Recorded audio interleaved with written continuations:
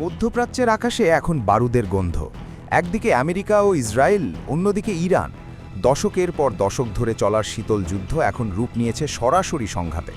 ইরানের পরমাণু স্থাপনা এবং হরমুজ প্রণালীতে হামলার খবর বিশ্বজুড়ে তৈরি করেছে এক চরম অস্থিরতা।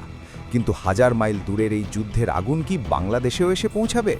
আজকের ভিডিওতে আমরা বিশ্লেষণ করব এই যুদ্ধে বাংলাদেশের অবস্থান কি এবং আমাদের সাধারণ মানুষের জীবনে এর প্রভাব কতটা ভয়াবহ হতে পারে।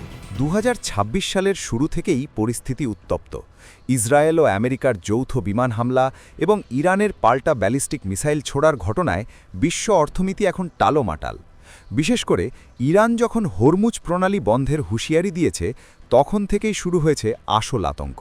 কারণ বিশ্বের মোট জ্বালানি তেলের প্রায় 20% এই পথ দিয়েই সরবরাহ করা হয়, যা বন্ধ হওয়া মানে পুরো বিশ্বের চাকা থমকে যাওয়া। এই রক্তক্ষয়ী যুদ্ধে বাংলাদেশের অবস্থান ঠিক কোথায়? বাংলাদেশ বরাবরই সবার সাথে বন্ধুত্ব, কারো সাথে বৈরিতা নয়, এই নীতিতে বিশ্বাসী। শান্তির আহ্বান। বাংলাদেশ আনুষ্ঠানিকভাবে এই যুদ্ধের তীব্র নিন্দা জানিয়েছে এবং সব পক্ষকে সংযম প্রদর্শনের আহ্বান করেছে। সার্বভৌমত্বের প্রতি সম্মান। ঢাকা স্পষ্ট জানিয়েছে যে কোনো দেশের সার্বভৌমত্বের লঙ্ঘন আন্তর্জাতিক আইনের পরিপন্থী। কূটনৈতিক সতর্কতা। তবে বাংলাদেশ কোনো পক্ষ না নিয়ে বরং নিজেদের নাগরিকদের সুরক্ষা এবং অর্থনৈতিক স্থিতিশীলতা বজায় রাখতেই বেশি গুরুত্ব দিচ্ছে। কারণ মধ্যপ্রাচ্যে আমাদের প্রায় 1 কোটি রেমিটেন্স যোদ্ধা কাজ করেন।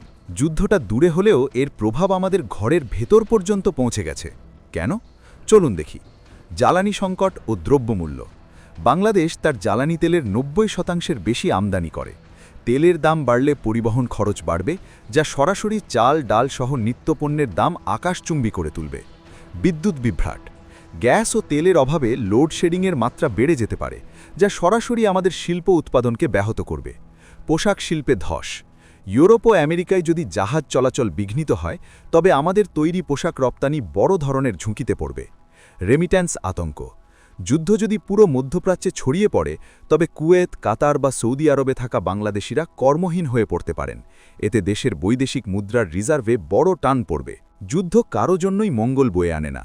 আমেরিকা, ইরান, ইসরায়েলের যুদ্ধের চড়া মাসুল গুনতে হচ্ছে বাংলাদেশের মতো উন্নয়নশীল দেশগুলোকে।